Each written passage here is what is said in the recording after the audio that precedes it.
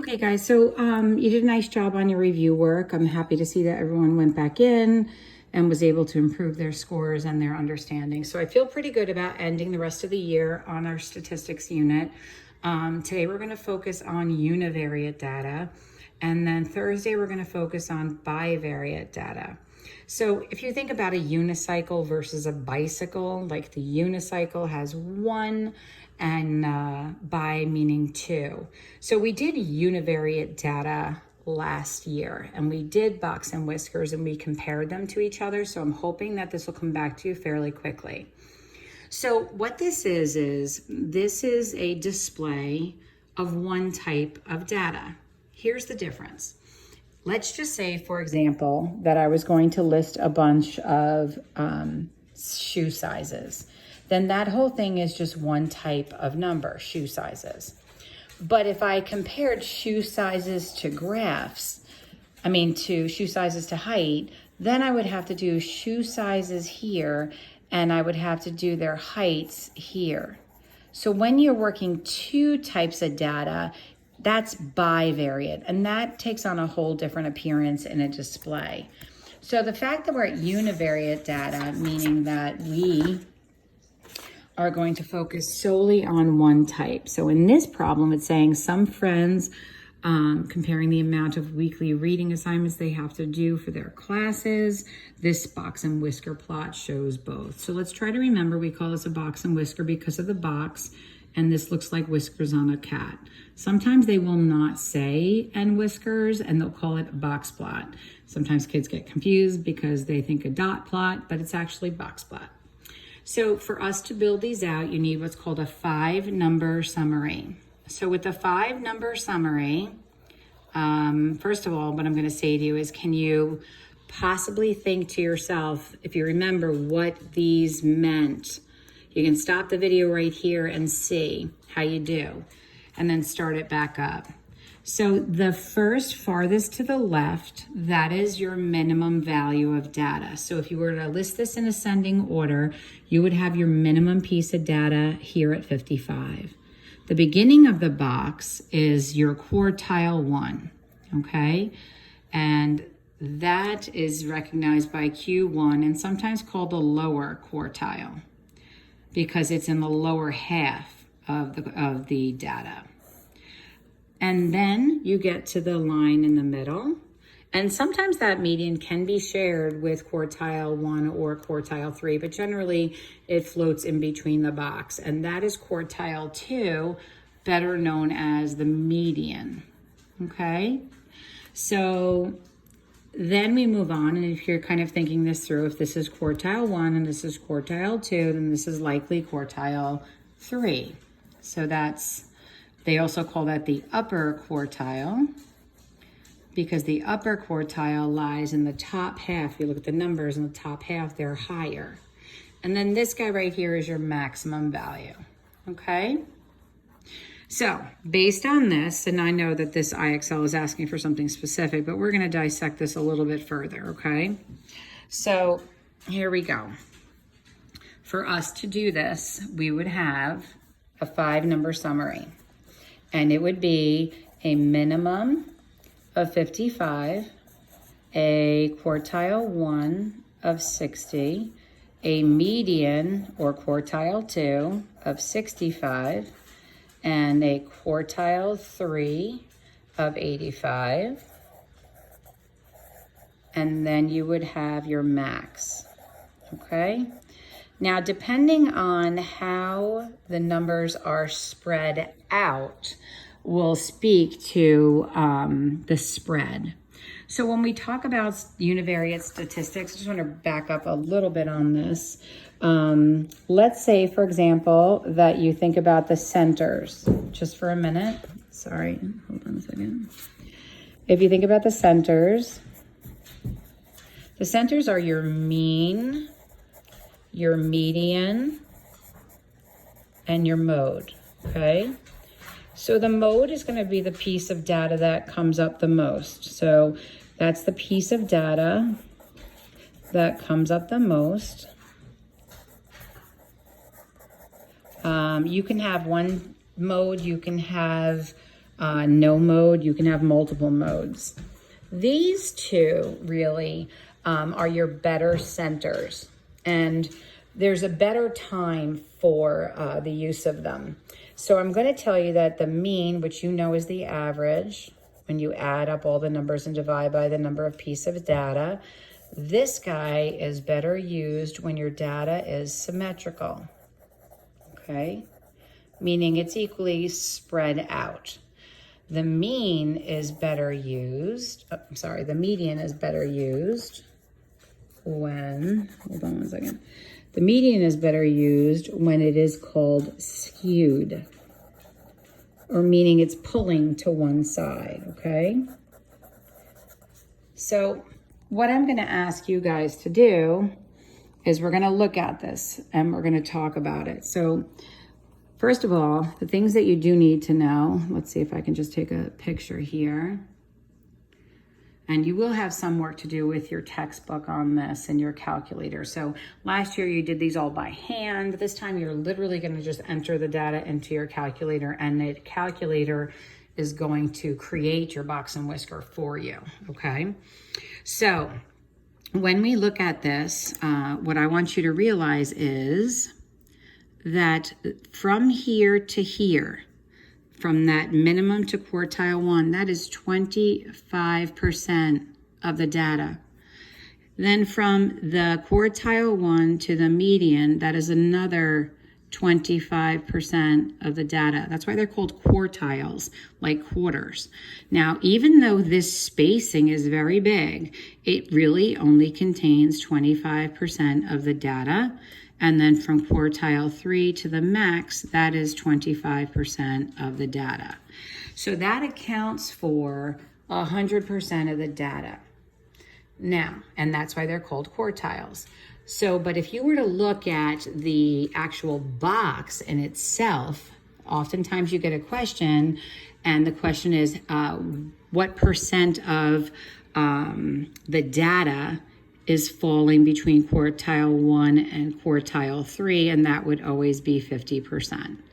So you'll be asked a lot of different questions on this, and you'll have to kind of make some determinations as to what percents are involved. So for example, you could have a question that says, what percent read 60 or more pages? So based on this, this is 60 or more, which means there's a quarter, 25%, here's 25%, and there's 25%. So that's 75% of the data. So, and then they could also ask you more specifically other questions in regard to percents based on the quarters. Now, as far as symmetry goes, symmetry is really going to be based on the whiskers on this. So if you look at the box, now you can see you have a pretty large quartile, interquartile range here. So I want to talk to you about range and interquartile range for a second. So this distance here, when you take the maximum value and you subtract the minimum value, you get the range. And that speaks to spread. Like how far out is it? So if we do range, okay, that is going to be the maximum piece of data minus the minimum piece of data. And in science, they would give you a range, let's say like from 10 to 20. It doesn't work that way. This actually gets calculated. So in this case right here, the maximum is 95 and the low is 55. So our range is going to be 40. Okay, so that tells you a little bit about how it's spread out. Now, when we talk about the data being close together or not, what we would be talking about is how close the data is to each other. So this is kind of fairly spread out. You're going to see other ones as we move through where they'll be closer together. So the smaller this box is, then 50% of the data is closer together. If you end up having it spread out like this, then 50% of the data is actually being covered by 25. So basically when you're doing interquartile range, which is another deciphering piece of information for a spread, you would do quartile 3 minus quartile 1 and get that value. So quartile 3 is right here. And quartile 1 is right there, okay? So those are your markers, and now we'll just actually do the math. So we have 85 minus the 60, so the interquartile range is 25. So that speaks to spread. So we have interquartile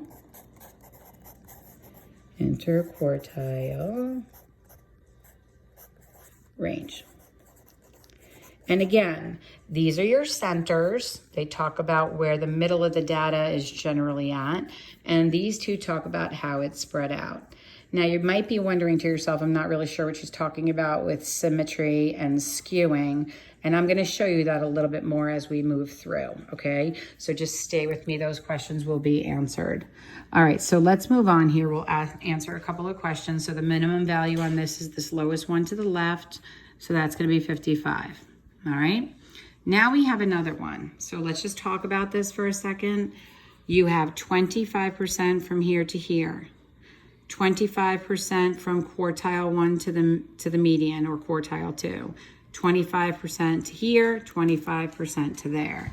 Now this is fairly symmetrical, okay? So it's not really skewed, but if it were to be considered skewed at all, it's going to be considered skewed to the right because there's a data piece out here that runs a little bit further out than the one on the left. So you see how the whisker on the right is longer than the whisker on the left? So this is slightly skewed to the right. Now, quartile 1 is also referred to as the lower quartile. So in this case, it's going to be 25. Now, if you just think about like quartiles in general, last year we would like list all the numbers. We would find the number in the middle, and then we would take the lower half and find the median of that, and that would give us quartile 1. And then we'd find the median of upper half and get the quartile 3. But all that calculation isn't really going to have to happen now because your calculator is going to do it for you. So at the end of this video, I will show you how to enter into the calculator. But I just want you to understand that when we're talking about quartiles, it's you're taking something and you're slicing it in half. That's what the median does. And then when you take a half of a half, you get a quarter, which is a quartile. So that's what we're doing. When we take a half, we take the middle of the low, that's the lower quartile, and then the middle of the high, which is the upper quartile. Okay, so that's where those words quarters are coming from. So let's try and move through these a little bit and just chat about them. So the outlier, what do we think the outlier is? So we see an outlier and it's not fully connected. So that's your star. So the outlier value is there. Now I find it kind of interesting because I don't really consider this to be a huge outlier. I think this is a little flawed. They could have considered that part of the data and it would have been more symmetric. I think they're just trying to help you see what an outlier would look like in this case, but I don't really think that's so far removed from the others. But let's look at it. So like 25% fall between 18,000 and 24,000. And then 50% of the box, right? So 50% of the data is falling between 24 and 28,000. And then it goes all the way up to here at 34,000. So had they just connected this and not considered that an outlier, it would have been pretty symmetrical. So let's try and move on a little bit more. I just want to see. So this one here, they're asking you for the upper quartile. That's going to be your 40. Okay. And then we are again with the upper quartile. So I want to just get to the interquartile range and then we'll stop here and switch gears. So that's going to be 900. All right. And now look at this. This is kind of interesting because this whole box represents 50% of the data. So this is a very large interquartile range, which means 50% of the data is pretty well spread here. And this is on daily number of clients. The lower quartile is easy to figure out. It's 6, but there's some other things to chat about on this problem. You definitely have a little bit of skewing and you have a very large spread of data on this. The bigger the box, the more the data is spread, okay? All right, so this one's easy. The maximum is 80, so that's nice. And I'm hoping you're getting a good sense of this. And we're gonna get to the percentile piece and then I will switch gears on you a little bit.